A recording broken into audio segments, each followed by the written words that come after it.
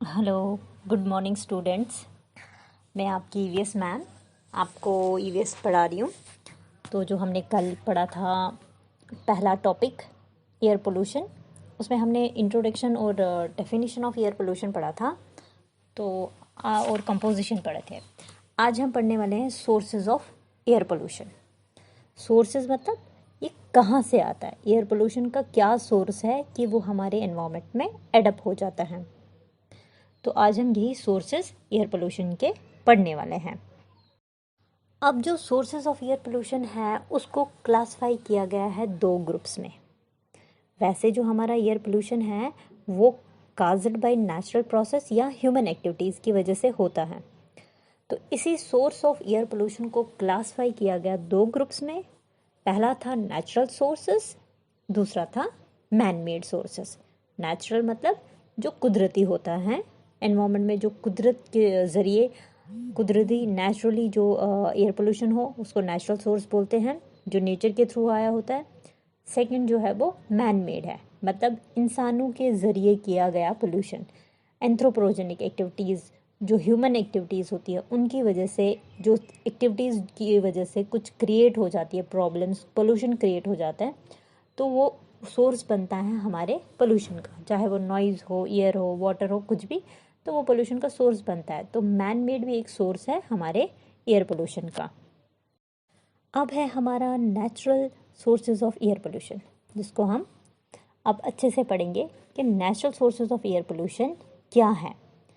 Natural sources जो हैं इसकी वजह से बहुत लार्ज स्केल एयर पोल्यूशन होता है, जो अगर नेचर कोई चीज़ करती है वो बियॉन्ड कंट्रोल हो जाती है, फिर कंट्रोल भी नहीं हो पाता है। तो नेचुरल सोर्सेज बहुत हद तक लार्ज स्केल में एयर पोल्यूशन करता है। नेचुरल कंटामिनेंट्स हैं जो यूजुअली प्रेजेंट होते हैं हवा में, जिसमें पोलन है, फंगल स्पोर्स हैं, सिस्ट हैं, बैक्टीरिया हैं, मार्श गैस। अगर आप मार्शी एरिया, जो एक एरिया होता है low lying land which is flooded in wet season, और हाई, मतलब आप कहीं पे भी देखोगे ना, एक वाटर लॉगड, हमेशा वाटर लॉगड ही रहते हैं, वो typically remains water logged all the times, वो मार्श होता है। वहाँ पे क्या हो जाते हैं, बहुत सारे ग्रीन जो भी सब्सटेंसेस हैं, प्लांट्स हैं या वेजिटेबल मैटर, वो वहाँ पे धीरे धीरे डिके हो जाते हैं और वहाँ से गैस प्रोड्यूस होती है, उसको मार्श गैस बोल सकते हैं हम, या हम मीथेन जो है वो फॉर्म होता है मार्श गैस का, तो ये निकलता है। तो ये हमारे एयर में एडप होता रहता है और ये पोल्यूट करता है हमारी हवा को।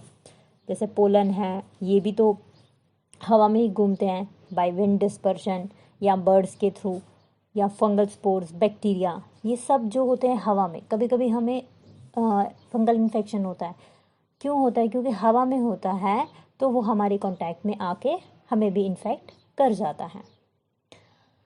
अब दूसरा जो है वॉल्केनिक इरप्शंस। वॉल्केनिक इरप्शन जब लावा फटता है, वॉल्केनोज इरप्ट होते हैं, उसके साथ साथ बहुत सारी गैसेस, बहुत सारा वॉल्केनिक ऐश जो गर्द होती है, जिसको हम राख बोल सकते हैं या कश्मीरी में हम सूर भी बोलते हैं, वो वहाँ से निकलता है। और वो जब हवा में फैलता है तो बहुत हद तक वो एयर को पोल्यूट करता है और एयर पोल्यूशन क्रिएट करता है।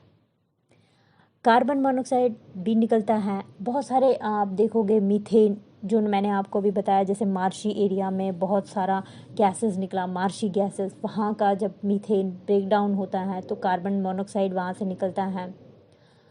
तो बहुत सारी रिएक्शंस होती हैं, उसकी वजह से फिर हवा में बहुत सारे पोल्यूटेंट्स एडप होते रहते हैं। इसी तरीके से फॉरेस्ट फायर, जब जंगलों में आग लगती है तब वहाँ से बहुत सारा धुआं निकलता है, स्मोक निकलता है, बहुत सारी ट्रेस गैसेस, जो हार्मफुल ट्रेस गैसेस है वो निकलते हैं। तो फॉरेस्ट फायर की वजह से बहुत हद तक एयर जो है वो पोल्यूट हो रहा होता है, उसकी वजह से एयर पोल्यूशन काफ़ी ज़्यादा होता है। ऐसे ही ओशन से बहुत सारे जो सॉल्ट स्प्रेज हैं जो ओशन से निकलते हैं, वो भी हमारे एयर को पोल्यूट करते हैं। ये जो सी स्प्रे हैं, मतलब जो सॉल्ट स्प्रेज हैं, ये एक सी स्प्रे हम इसको बोल सकते हैं, ठीक है। तो ये रेफ़र किया जाता है एक टाइप का aerosol particles that are formed directly from the ocean. Mostly ये बाय इजेक्शन एटमॉस्फेयर में चला जाता है। कुछ जो हमारा सी है उसमें जब वो पानी के बबल्स होते हैं वो बर्स्ट हो जाते हैं, हवा और सी के जो बीच में जो लेयर मतलब होता है वो स्पेस वहाँ पे, और यहाँ पे ये अपना जो सी है इसके साथ जब ये अपना वाटर बबल्स हाँ बाहर फेंकते हैं, ये एटमॉस्फेयर में फेंकते हैं, तो सॉल्ट भी ये साथ में फेंकता है। तो यहाँ पे जो सी स्प्रे हैं इसमें ऑर्गेनिक और इनऑर्गेनिक साल्ट दोनों होते हैं। तो ये एकदम से एक टाइप का एरिसोल पार्टिकल है। एरिसोल पार्टिकल है जो बनता है डायरेक्टली, फिर वो ओशन से इजेक्ट आउट होता है एटमॉस्फेयर में। अब ये जो सॉल्ट है ये क्या करते हैं, जब ये हवा में रहते हैं ये बहुत सारे पोल्यूटेंट को अपनी तरफ अट्रैक्ट करते हैं और पोल्यूशन इनके साथ हमेशा अटैच्ड रहते हैं और ये हवा को पोल्यूट करते हैं इस तरीके से।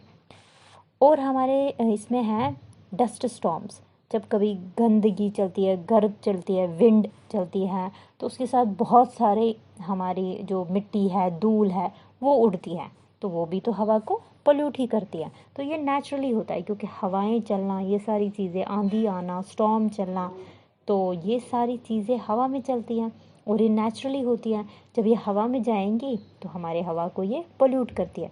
तो इस तरीके से हमारा जो नेचुरली हवा किस तरीके से पोल्यूट होती है वो यही चीज़ें हैं।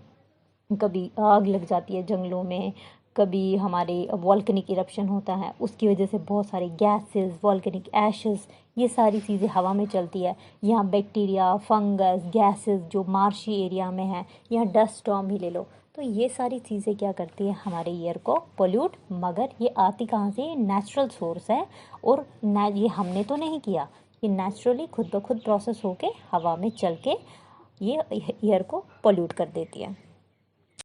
अब हमारा नेक्स्ट है man made source of air pollution, जो इंसानों के ज़रिए किया गया एयर पोल्यूशन, इंसानों के द्वारा आया गया पोल्यूशन हवा में। यहाँ पे अगर आप देखेंगे हम इंसान जो हैं ये किस तरीके से, हमारी बहुत सारी एक्टिविटीज़ होती हैं, जैसे हमारा डिफॉरेस्टेशन जो एक्टिविटी हम करते हैं, पॉपुलेशन एक्सप्लोजन, हम पॉपुलेशन को बढ़ाए जा रहे हैं, रिसोर्सेज के ऊपर अपना प्रेशर डाले जा रहे हैं क्योंकि रिसोर्स तो वही हैं, और जब हमारी पॉपुलेशन बढ़ेगी तो हर एक को रिसोर्स चाहिए, तो उसके ऊपर प्रेशर बढ़ता जाएगा, तो हम तो पोल्यूट ही कर रहे हैं। हवा जो है इसमें ऑक्सीजन इतना है, बट पॉपुलेशन बढ़ेगी तो ज़्यादा उसको कंज्यूम करने वाले लोग बनेंगे, तो उस तरीके से हाँ हवा में ऑक्सीजन भी कम हो जाएगा, और दूसरा कार्बन डाइऑक्साइड जो हम लिबरेट करते हैं वो हवा में और ज़्यादा जाएगा, तो वो हवा को फिर से पोल्यूट ही करेगा। इसी तरीके से हमारा डिफॉरेस्टेशन है, पेड़ हम काटे जा रहे हैं, कार्बन डाइऑक्साइड यहाँ से हम बढ़ाए जा रहे हैं, पर पेड़ भी काट रहे हैं क्योंकि पेड़ जो हैं ये कार्बन डाइऑक्साइड को एब्जॉर्ब करते थे, मगर अगर हम पेड़ ही काट देंगे तो कार्बन डाइऑक्साइड को एब्जॉर्ब कौन करेगा। तो ये भी कुछ प्रोसेस हमारी एक्टिविटीज़ हैं जिसकी वजह से बहुत सारी प्रॉब्लम्स क्रिएट होती हैं। अब हम एक एक करके थोड़ा सा पढ़ते हैं। जब हम फ्यूल जलाते हैं, बर्निंग ऑफ फ्यूल, जैसे वुड जलाते हैं, काऊ डंग जलाते हैं, कोल, केरोसिन घरों में जलाते हैं, तो इनसे बहुत सारे गैसेस निकलते हैं जिसको हम सल्फ़र डाइऑक्साइड हो, कार्बन डाइऑक्साइड हो, ये सारी चीज़ें, या नाइट्रोजन डाइऑक्साइड, ये सारी चीज़ें हवा में जाती हैं, और अगर इनकी इनकम्प्लीट कंबशन हो गई तो ये हमारे हवा को बहुत पोल्यूट करता है, बहुत ही ज़्यादा हार्म पहुंचाता है। तो ये एक्टिविटीज़ भी हम करते हैं। हम कभी भी क्लीन फ्यूल नहीं जलाते हैं, हम नेचुरल एनर्जीज़ के ऊपर, जैसे सोलर एनर्जी, विंड एनर्जी, हम ये नहीं यूज़ करते, हम फ्यूल यूज़ करते हैं, जिसकी वजह से ही हमारे एनवायरनमेंट में पोल्यूशन ज़्यादा जनरेट होता है। नेक्स्ट है एग्जॉस्ट गैसेस, जो मोटर व्हीकल्स से निकलता है। जब गाड़ियाँ चलती हैं उनके पीछे से देखो धुआं कैसे निकल रहा होता है, जो सबसे बड़ा मेजर सोर्स है एयर पोल्यूशन का बड़ी सिटीज़ में। ठीक है, बड़ी सिटीज़ में जो भी एयर पोल्यूशन है वो इन मोटर व्हीकल से निकलने वाला धुआं जो है वही सबसे बड़ा सोर्स है एयर पोल्यूशन का। अब जो इंडस्ट्रीज़ होती हैं ये हमारे हवा को पोल्यूट करती है, क्योंकि इंडस्ट्रीज़ में बहुत सारे काम हो रहे होते हैं। जब काम होते हैं तो वहाँ से वेस्ट भी जनरेट होता है। अगर हम घर में काम करते हैं, खाना बनाते हैं, तो वेस्ट भी जनरेट होता है। इसी तरीके से इंडस्ट्रीज़, आप कोई भी पेपर इंडस्ट्री हो, रबर इंडस्ट्री हो, क्लॉथ इंडस्ट्री, कोई भी टाइप की इंडस्ट्री हो, वहाँ से पोल्यूशन निकलता ही निकलता है। वो पोल्यूशन को ये जो इंडस्ट्रीज़ होती हैं ये सीधा डायरेक्टली डाल देती हैं हवा में विदाउट इट्स ट्रीटमेंट। उसको ट्रीटमेंट करना होता है, उसको इंडस्ट्रीज़ में इक्विपमेंट्स लगाने होते हैं, मगर वो लगाते ही नहीं है।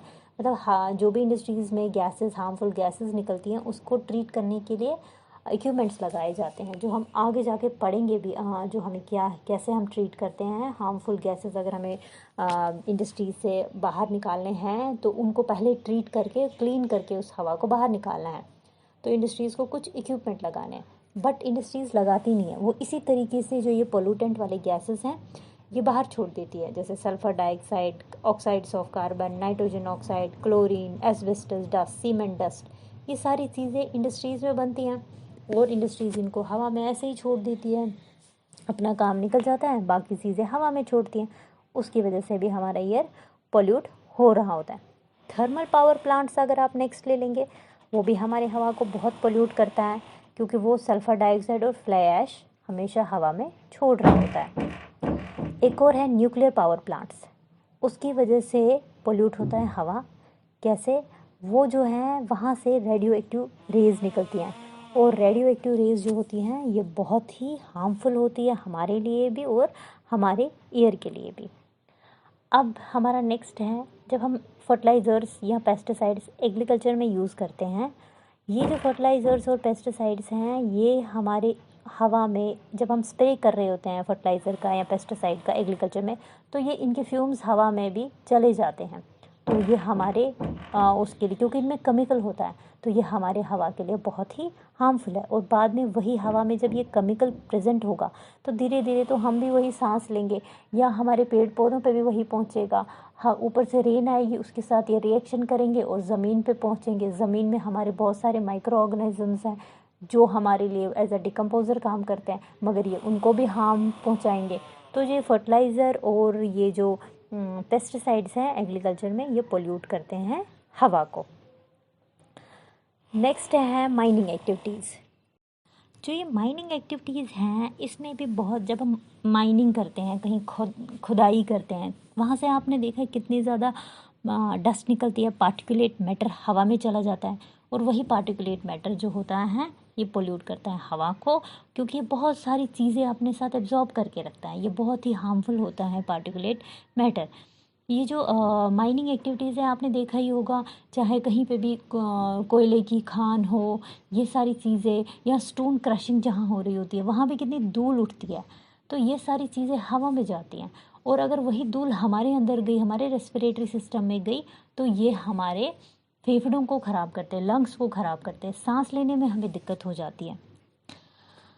तो नेक्स्ट है हमारा, हम जो पेड़ों को इनडिस्क्रिमिनेट कटिंग करे जा रहे हैं, फॉरेस्ट को क्लीन करे जा रहे हैं, मतलब क्लियर करे जा रहे हैं, क्योंकि हमें अपने फ़ायदे के लिए हम जंगलों से लकड़ियाँ काटे जा रहे हैं। उसकी वजह से क्या हो जाएगा कि हमारे जो जंगल है वो हमारा कार्बन डाइऑक्साइड जो है एज अ सिंक काम करता है, कार्बन डाइऑक्साइड को अपने अंदर एब्जॉर्ब करता है। पर वो जब जंगल ही नहीं बचेगा तो फिर कार्बन डाइऑक्साइड को कौन एब्जॉर्ब करेगा? कोई नहीं बचेगा। तो हमारे ये सारे पेड़ों को इनडिस्क्रिमिनेटली कटिंग करने से हमारे एटमॉस्फेयर में पोल्यूशन हुआ। किस चीज़ का पोल्यूशन हुआ? अब यहाँ पे हुआ हमारे कार्बन डाइऑक्साइड का, जो कंटिन्यूसली एयर में जा रहा है, पर उसको एब्जॉर्ब करने के लिए पेड़ पौधे ही नहीं बचे हैं, तो हुआ ना हमारा एयर पोल्यूट। तो इस तरीके से कुछ जो एक्टिविटीज़ हमारी हैं, जो मैन मेड जो सोर्सेज हैं, जिसकी वजह से एयर पोल्यूशन हो रहा है। नेक्स्ट है जो हमारे रेफ्रिजरेटर्स, एसी, फायर एक्सटेंशर्स, ये यहाँ पे हम यूज़ करते हैं एक केमिकल जिसको हम बोलते हैं क्लोरोफ्लोरोकार्बन। ये यूज़ किया जाता है एज ए कूलेंट, इसीलिए ये ठंडा रखता है। ठीक है, यहाँ पे एसीज आप क्यों ठंडा होता है कि उसमें एक कूलेंट होता है CFC, वो कूल करके रखता है। बट जब ये CFC बाहर लिबरेट हो रहा है, क्योंकि ठंडा तो यही दे रहा है, यहाँ हमारे रेफ्रिजरेटर में भी है, जब ये हवा में चला जाता है, तो जब हम फ्रिज जब भी कभी भी खोलते हैं तो एकदम से वो आता है ना वहाँ से वो गैस जैसा, वो जब ये CFC जब बाहर आता है तो हवा में जाता है, और जब ये हवा में जाता है तो धीरे धीरे हमारे एटमॉस्फेयर में जाता है। तो मैंने कल ही आपको पढ़ाया था एटमॉस्फेयर की लेयर्स होती हैं, वहाँ पे जो लेयर है स्ट्रेटोस्फियर, जो ट्रोपोस्फियर के बाद है, उसमें एक थिन लेयर है ओजोन, ठीक है, ओजोन की एक लेयर है। तो सीएफसी जाके उस ओजोन की लेयर के साथ जाता है और उसको धीरे धीरे धीरे धीरे ख़त्म करने लगता है, डिप्लीशन हो जाता है उसका, क्योंकि ये बहुत ही हार्मफुल होता है ओजोन के लिए। तो ये उसको ख़त्म करेगा। जब ये उसको ख़त्म करेगा तो दैट मीन्स हमारा ओजोन अगर ख़त्म हुआ तो ऊपर से जो सन की हार्मफुल अल्ट्रा वायलेट रेज होंगी उनको कौन एब्जॉर्ब करेगा? उन्हें कोई एब्जॉर्ब ही नहीं कर पाएगा। तो वो धीरे धीरे हमारे अर्थ तक पहुंचेगी। जब वो हमारे अर्थ तक पहुंचेगी, हमको, पेड़ पौधों को, एनिमल्स को, सबको नुकसान पहुंचाएगी। तो जो चीज़ें हम, क्योंकि पहले रेफ्रिजरेटर, एसी ये होता ही नहीं था, अब तो ये है। अब जितना जितना हमने डेवलपमेंट की, हमने ये चीज़ें यूज़ करना शुरू हो गए। मतलब हमारी एक्टिविटीज़ की वजह से ही ये सीएफसी लिबरेट होगा हवा में, हमारे ऐशो आराम की वजह से ही। अब जब ये हवा में लिबरेट हुआ तो ओजोन को इसने ख़त्म किया। जब ओजोन को ख़त्म करेगा, इनडायरेक्टली हमारे ऊपर ही अब पहुंच गया बात, क्योंकि ओजोन हमें बचाता था अल्ट्रावायलेट रेज से, पर अल्ट्रावायलेट रेज अब सीधे आ जाती है अंदर, क्योंकि वहाँ ओजोन धीरे धीरे ख़त्म होए जा रहा है। तो इस तरीके से हमारी एक्टिविटीज़ जो हैं ये एयर पोल्यूशन का कारण बन रही हैं। एक और है जो स्मोकिंग होती है, वो भी पोल्यूट करती है एयर को। कितने लोग स्मोकिंग करते हैं, है ना, बहुत सारे लोग स्मोकिंग करते हैं। उसकी वजह से कार्बन मोनोऑक्साइड और निकोटीन ये लिबरेट होता है हवा में। कार्बन मोनोऑक्साइड बहुत ही डेडली है, क्योंकि ये क्या करता है, जब हम सांस लेते हैं ना तो हमने लेना होता है ऑक्सीजन, पर हम जब सांस लेते हैं वहाँ अगर हम स्मोकिंग के एरिया में है जो कर रहा है, तो वो जो कार्बन मोनोऑक्साइड छोड़ रहा है हम वही लेते हैं, कार्बन मोनोऑक्साइड। जब हम वो अंदर लेते हैं, अंदर हमें जाना था ऑक्सीजन, मगर चला जाता है कार्बन मोनोऑक्साइड। वो हमारी लंग्स में जाके हमारी ब्लड के साथ हीमोग्लोबिन जो होता है उसके साथ अटैच हो जाता है। अब यहाँ पे ऑक्सी हीमोग्लोबिन होता था बट जब ऑक्सीजन आता था, मगर अब नहीं है, अब है कार्बोक्सी हीमोग्लोबिन। यहाँ पे कार्बन मोनोऑक्साइड उसके साथ जुड़ गया, उसकी वजह से हमारा जो हीमोग्लोबिन है उस अब पोल्यूट हो गया। अब धीरे धीरे कार्बन मोनोऑक्साइड वहाँ से उसके साथ अटैच होके ऑक्सीजन को ख़त्म कर देगा और खुद अटैच हो जाएगा, और धीरे धीरे इंसान की जो रेड ब्लड सेल्स है वो ख़त्म हो जाएंगी और इंसान का दम घुट जाता है और वो ख़त्म हो जाता है। ये बहुत ही हार्मफुल है।